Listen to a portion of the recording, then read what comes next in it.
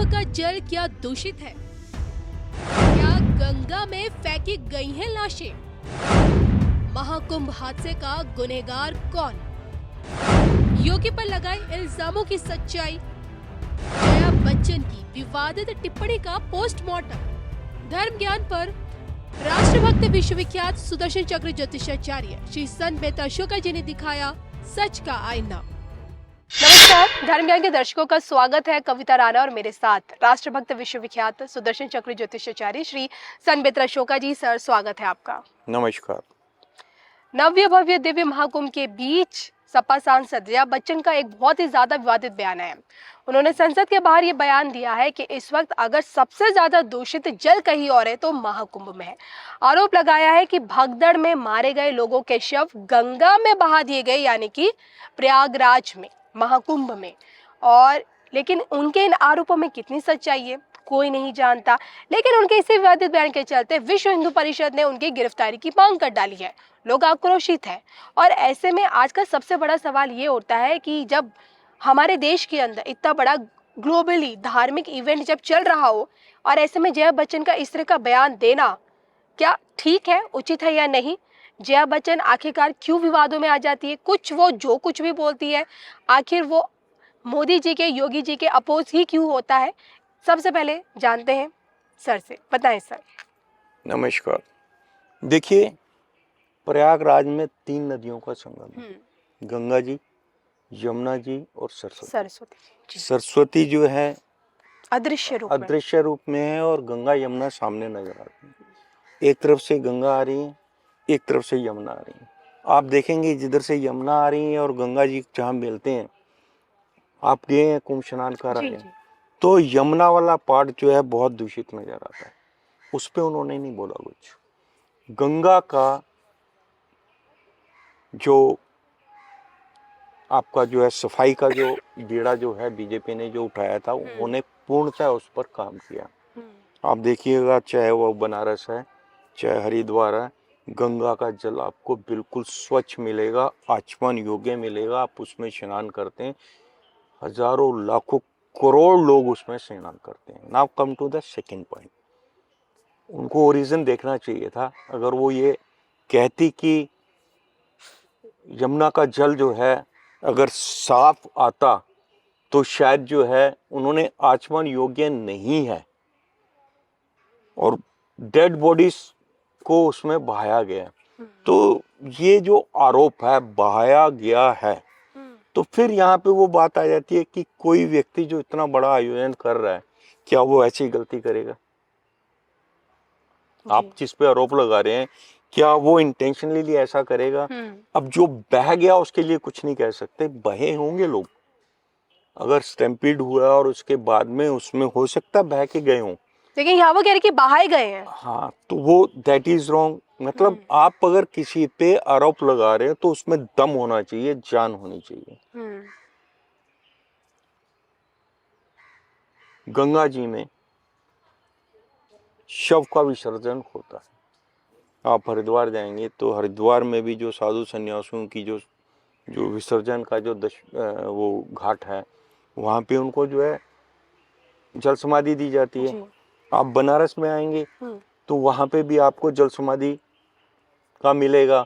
और जो आपका दशमेश घाट है बिल्कुल गंगा जी के किनारे, उसमें जो है मैक्सिमम जो है आपका जो है विसर्जन जो उसी में होता है जी। तो आप सिर्फ कुंभ को लेकर और एक पवित्र नदी को कंटेमिनेटेड वाटर बोल रहे हैं, एक पवित्र जल जिसको हम जो है अमृत मानते हैं, उसके लिए आप ऐसे वर्ड यूज कर रहे हैं।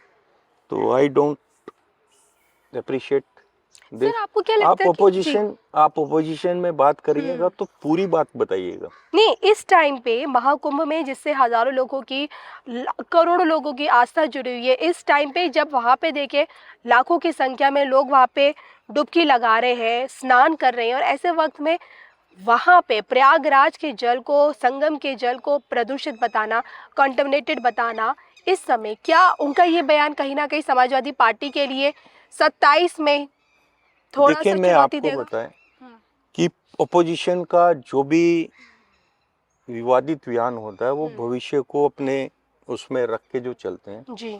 महाकुंभ में जिस तरीके से सनातनियों का एकत्रित होना और वहां पे सनातन और हिंदुत्व का जो स्ट्रेंथ देखने को मिली है, वो अपोजिशन किसी भी तरीके से बर्दाश्त नहीं कर सकती। ओके। अब वो बर्दाश्त से बाहर है, वो तो सामने सबने देख लिया, आपने देखा है, टीवी में भी बताया, मीडिया ने भी बताया और लोगों ने जो गए उन्होंने भी देखा है। अपोजिशन अगर इतना गैदरिंग एक व्यक्ति के उसमें अगर देख रही है, एक कॉल पे देख रही है, साधु समाज के कॉल पे देख रही है, साधु समाज का इतने अखाड़ों का इस गैदरिंग को देख रही है, तो वो दे कांट टॉलरेट इट। अब इसको किस तरीके से इसके ऊपर आरोप लगाया जाए, आरोप इस उसमें नहीं लगाने चाहिए, इससे आपके जो फेवर में जो है हिंदू मानसिकता के लोग हैं वो भी आपसे दूर हो जाएंगे। बजाय वोट बैंक बढ़ने के जी। इस इवेंट को जो भी गलत बताएगा, इस इवेंट में जो भी आरोप लगाएगा, क्योंकि ये बहुत बड़ा आयोजन था और बड़ा ब्यूटीफुली इसको हैंडल किया गया, किस तरीके से उसमें टेंट लगाए गए, कितना एरिया कवर किया गया, प्रशासन ने अपनी पूरी जान लगा दी जी। और एक होता है जब भी ऐसी कोई दुर्घटना होती है उसका आफ्टर जो मैनेजमेंट है उसका भी आप देख लीजिएगा, हॉस्पिटल्स में उनको किस तरीके से ट्रीट किया गया, जो लोग जो हैं घायल हुए हैं। उनके जो स्टेटमेंट्स हैं वो खुद बता रहे हैं कि कहीं गलती जो है अपनी थी, पब्लिक की बीच में किसी ने पैर अड़ा दिया या किसी तरीके से गिर गया। उनमें घायल लोग भी जो बहुत ज्यादा घायल हुए वो दूसरों की जान बचाने में ही घायल हुए और उन्होंने घायलों में भी अगर आप जाके देखें तो उन्होंने योगी जी के बेस्ट मैनेजमेंट की सराहना की है। कहीं से भी उन्होंने ये नहीं कहा कि आपकी व्यवस्था में कहीं पर त्रुटि थी।